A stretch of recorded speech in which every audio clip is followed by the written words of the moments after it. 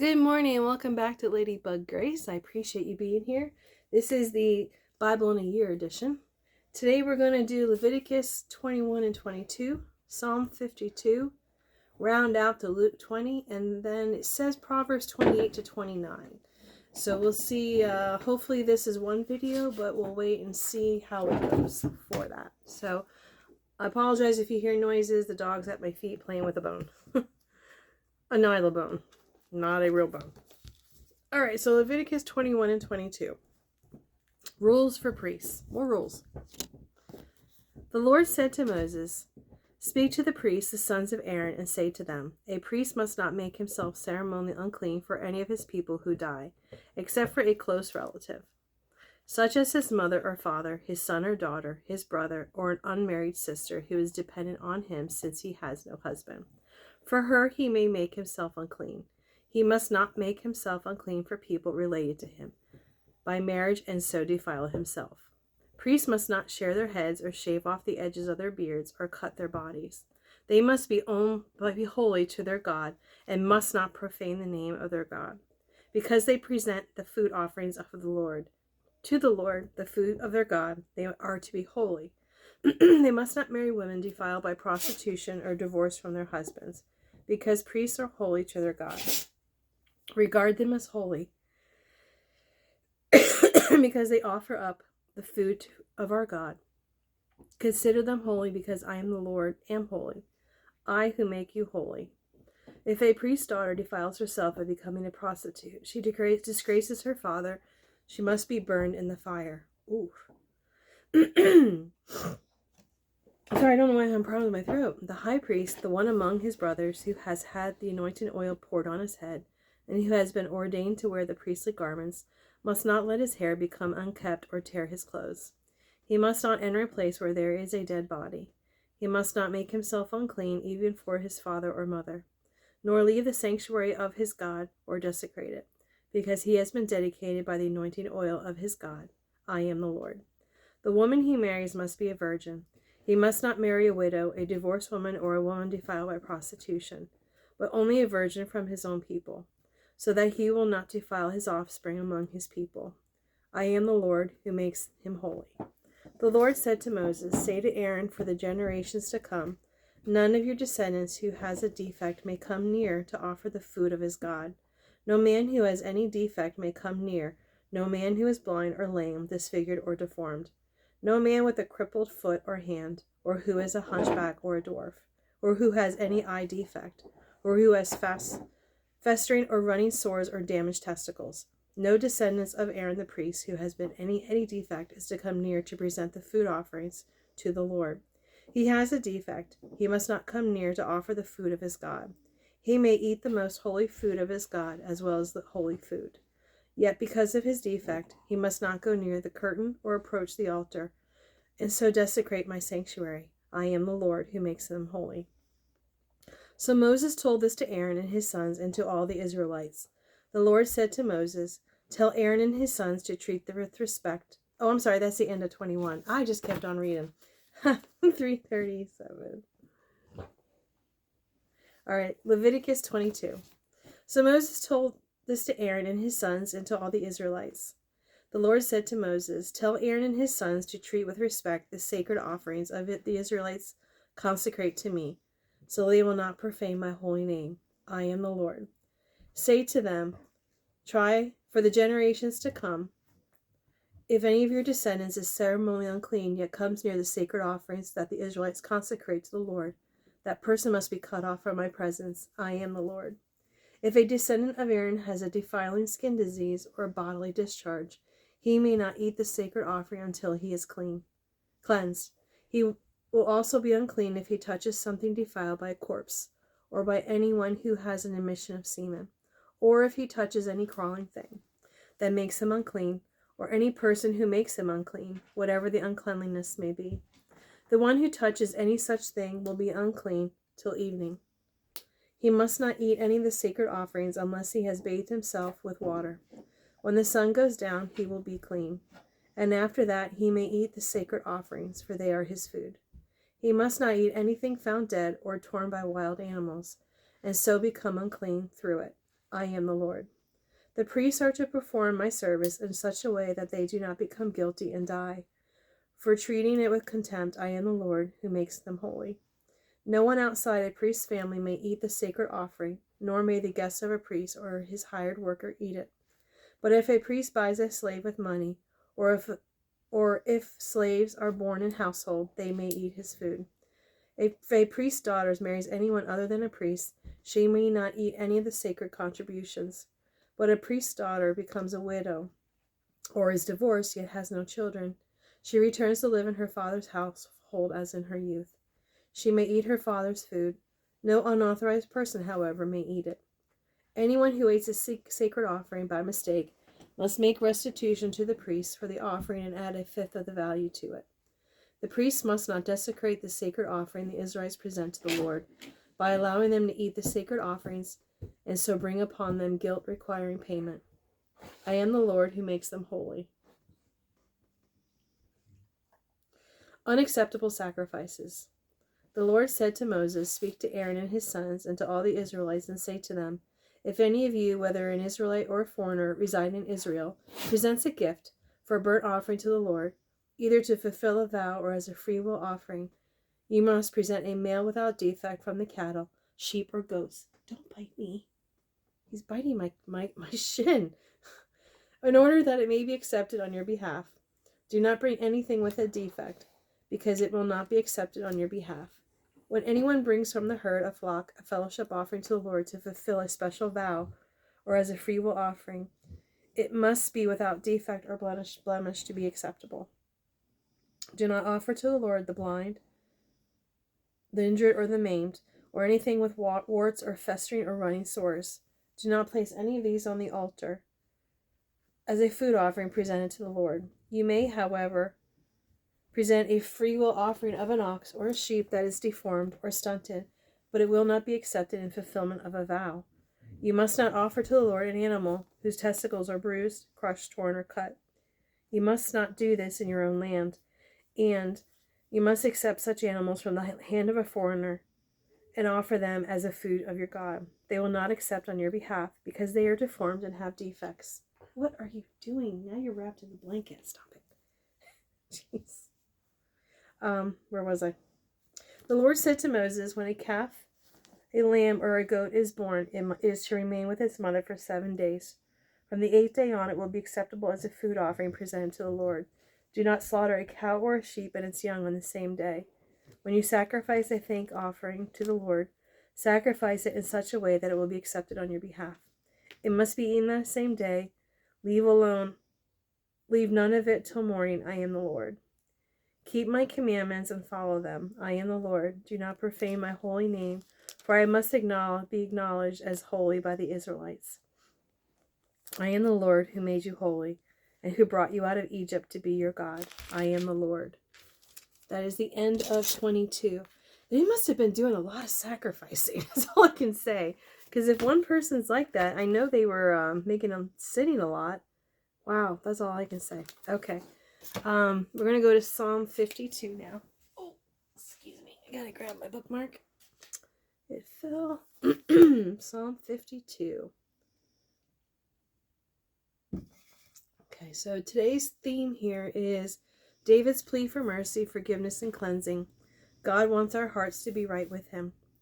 Have mercy on me, O God, according to your unfailing love. According to your great passion, blot out my transgressions. Wash away all my iniquity and cleanse me from sin. For I know my transgressions, and my sin is always before me. Against you only have I sinned, and done what is evil in your sight. So you are right in your verdict, and justified when you judge. Surely I was awful at birth, sinful from the time my mother conceived me. Yet you desired faithfulness even in the womb. You taught me wisdom in that secret place.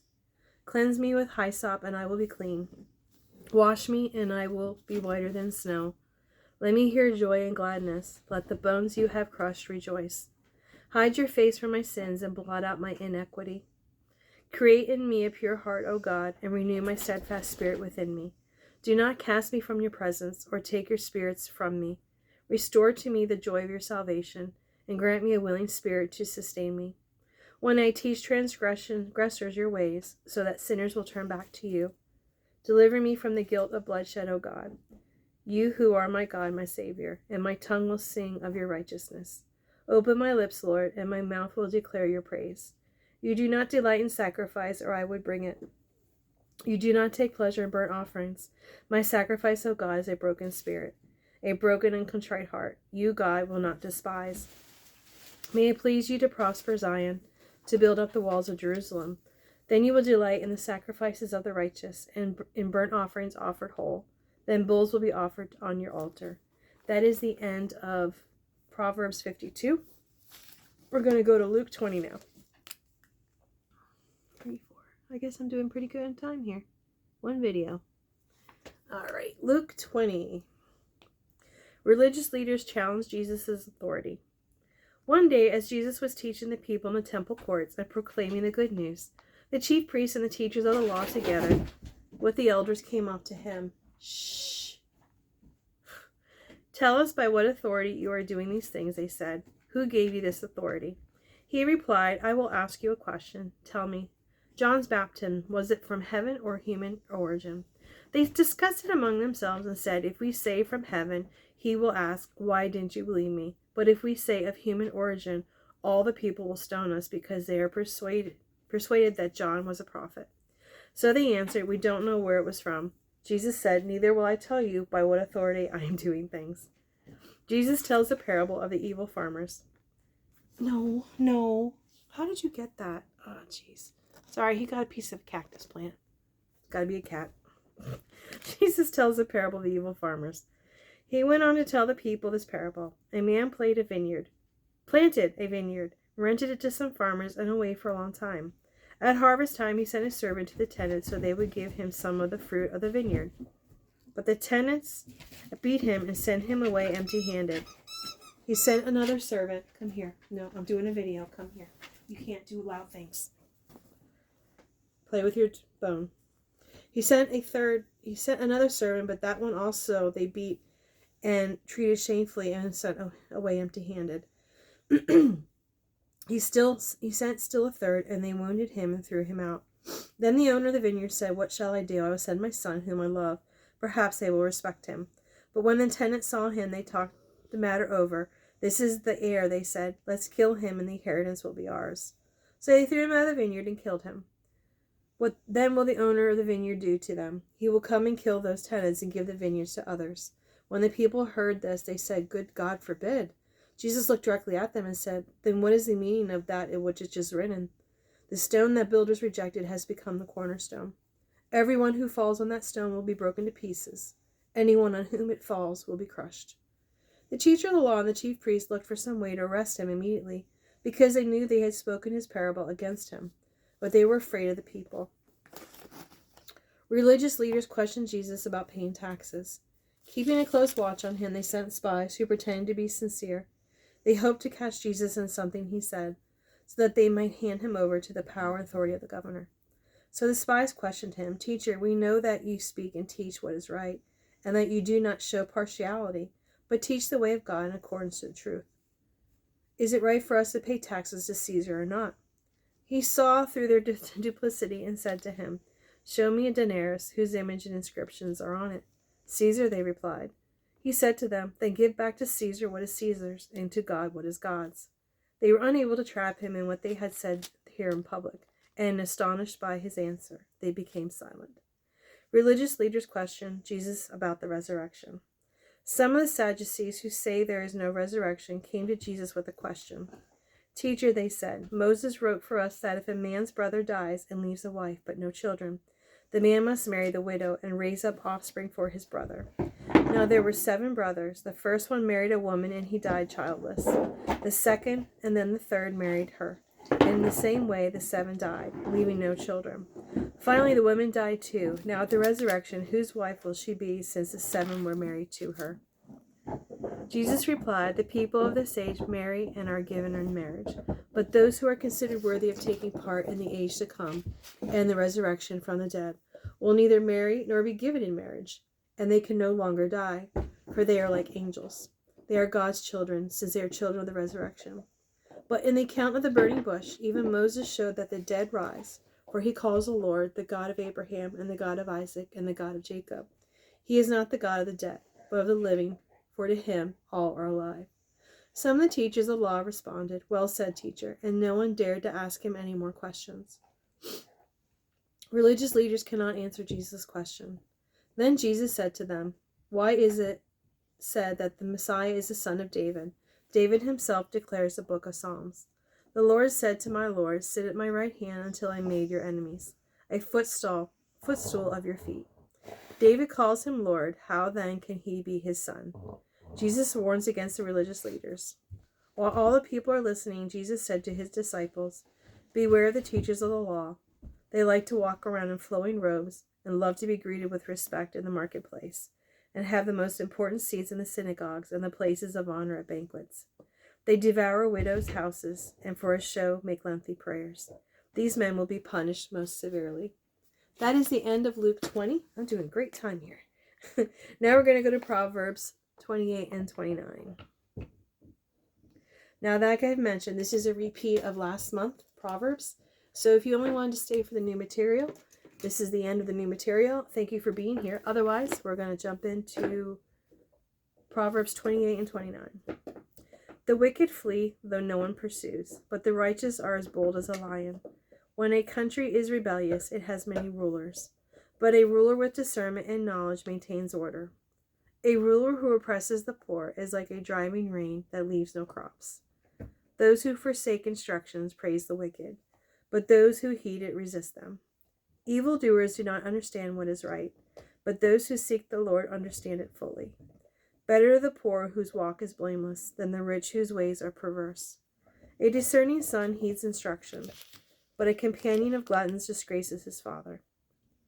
Whoever increases wealth by taking interest or profit from the poor amasses it for another.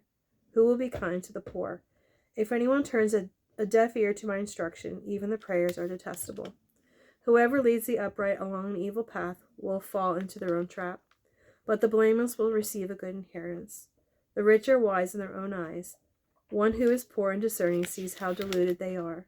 When the righteous triumph, there is great elation. But even the wicked rise to power. People go into hiding. Whoever conceals their sins does not prosper, but the one who confesses and renounces them finds mercy.